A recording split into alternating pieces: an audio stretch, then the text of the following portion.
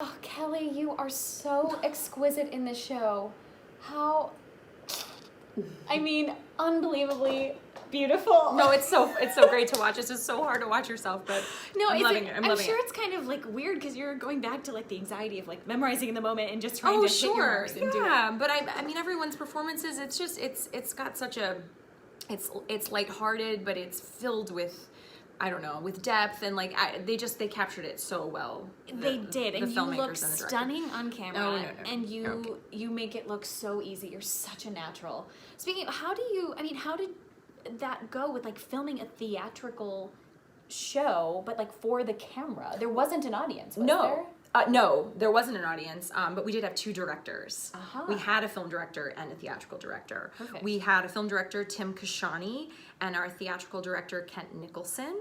And actually, they are both here with us, and we're going to ask them some questions. Awesome. Let's welcome Tim and Kent. Hi, guys. Hi! It's Just so good to amazing. see you. How are you? Hey, good to see Hey. you both. Blah, blah, Doing blah, great. blah, blah, blah. Yep, doing as good as can be. So we do have some questions for you. The first one that I have is like, how did you come up with this mid-century design for the show, and why? When we first began talking about it, Paul and I were talking about different ways to do it, and the mid-century felt like a very cool period that would look great on film, that also created a little historical distance so that the sort of mores of Austin's world still would hold true in terms of the storytelling. But it also gave it a little modern flair and flourish, which we thought would be a lot of fun to play around with. And Kent, what were the challenges of melding the two forms of theater and film? The big things are that, you know, film works best with people close together, and that's how you create stage pictures. And on stage, you want to spread people out. Film also requires a kind of intimacy in terms of the acting work with the camera, and stage requires that you fill the space. I'm curious, how did you approach the actors to rehearse and stage this for the film? The whole process was fast and furious. Kent had 3 days to stage the entire show, and then we had about a day and a half of tech before we were rolling the cameras. And it truly was a team effort, where initially we talked about Kent staging it and then me taking over the actors when we got onto the film portion of it. But we quickly saw that we had to divide and conquer. And when we talked to Alice, we'll see that the three of us, we'd watch a shot and then we'd leave like we were going off into leaving from a football huddle. And somebody would be working on a light, somebody would be working with a camera person, Kent would be talking to an actor, or I'd be talking to an actor. What we were going for aesthetically, which is this true hybrid between film and theater. But in fact, one shot in particular, we said, just let's do the whole number in one take with a single Steadicam following Kelly. And we said, we're going to cut it up, so don't worry about getting it perfect. But that single take was so amazing that we used almost the entire thing except for one cutaway. So how do you feel about this mode of filming theater and its impact on the future of our industry? And also, like, what is your vision for the future of streaming? Film has such a cool language to it. Why not embrace it, yet still always homage what we know in the theatrical world? This model I love so much because to me it gives me the best of both worlds. Even in the rehearsal process, allowing actors to explore, and then they get up and we're running scene by scene where we can do 3, 5, 7 takes. Let's the actor, the camera people find those sweet spot moments. I don't see this going away when we come back live. I see it as expanding and creating even more opportunities for new artists to have their stories told, because we don't need to wait now until the show can get to Broadway. We can share this across the globe digitally and have so many cool new stories being told. I mean, I think early on we talked a lot about, well, what is this? Should we be playing for the camera or should we be playing for an audience? And the answer was kind of yes. And again, it became sort of take by take and moment by moment ways of doing that. And as they figured it out, they sort of figured out how to adjust and move themselves. To be frank, I didn't have to do a lot because everybody was so talented. We were really lucky and blessed to have the people we have.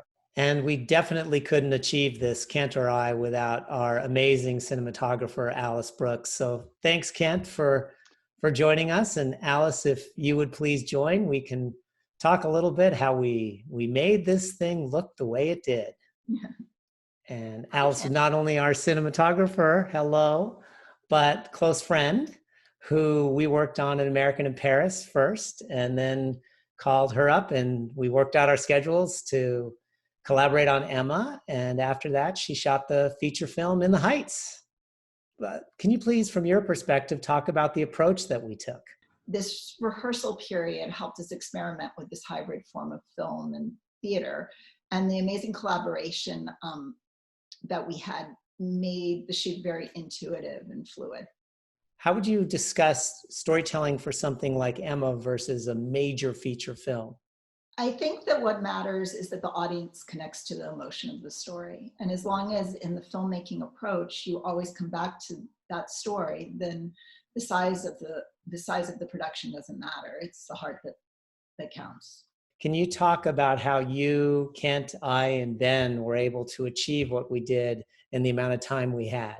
The three of us just melded together very, very quickly. And Ben, the lighting designer, and I, he's a theatrical lighting designer, and we had conversations, and he understood that what was important, what you and I wanted and what Kent wanted was was theatrical, but we wanted these cinematic moments throughout, cinematic lighting throughout.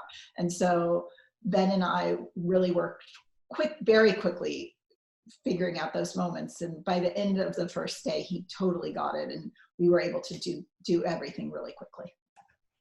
Well, thank you, Alice, so much. And we'll now enjoy the rest of the show together and turn it back to you, Laura and Kelly. Thank you. There is one more director we would love to bring on tonight. Please welcome Robert Kelly. Yes, he is the founding artistic director of Theater Works in Palo Alto, and he directed the world premiere of Emma at his theater. So we thought it would be great to get a little history on the piece. Hey, Robert. Hi, Robert. Hello. Thanks for joining us. Good to see you. We did a reading together like years ago of something. So it's so good to see you again. Absolutely. Nice to see you again, Okay, so we Kelly. have some questions for you. How did you first learn about Paul Gordon's Emma? Well, I love Paul's work, and we did the West Coast premiere of his Jane Eyre way back in 2003. Paul came up to see it, and he liked what he saw. So we asked him if he had any other projects. He said he was working on a musical of Emma that was in its very beginning stages, and we immediately offered to be part of it. We developed it in our New Works Festival and finally produced it in 2007. It was Theater Works' 50th world premiere and our biggest selling show ever at the time. And you produced it twice. How much did it change from the first production to the second?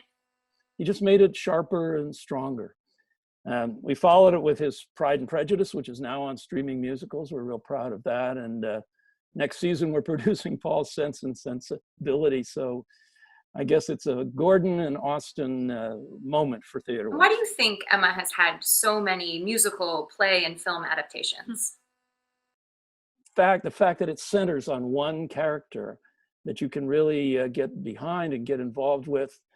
She's so absolutely infuriatingly clueless, but also immensely lovable.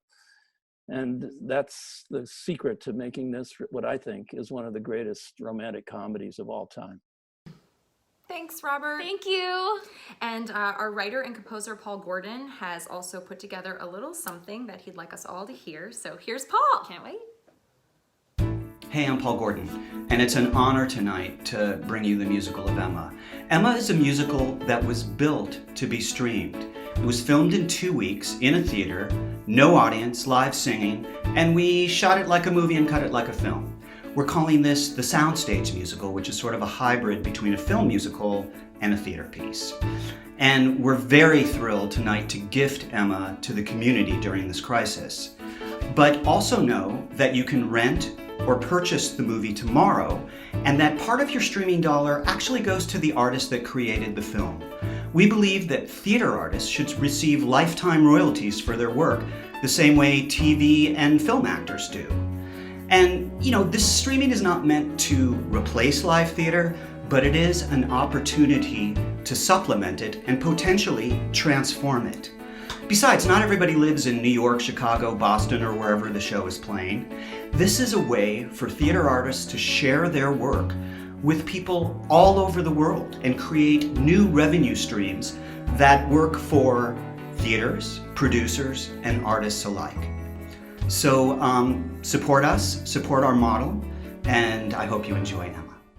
All right, guys. Well, intermission is over, and this is your last chance to join that cast party after the show. So go to emmamusicalpremiere.com to get your Zoom link to attend the cast party afterwards. Kelly's going to be there answering your questions with the whole cast. It's going to be awesome. Jinx! Jinx again! Okay. This is we're going to show trailers of our next show up, which is Mary Harry, VN Cox that we just talked to. That's premiering on May 22nd. Can't wait. Grab more popcorn. You need to and don't forget the one. Oh, no. Bye. I've got to get more. All right. We'll see you at Act 2. Bye.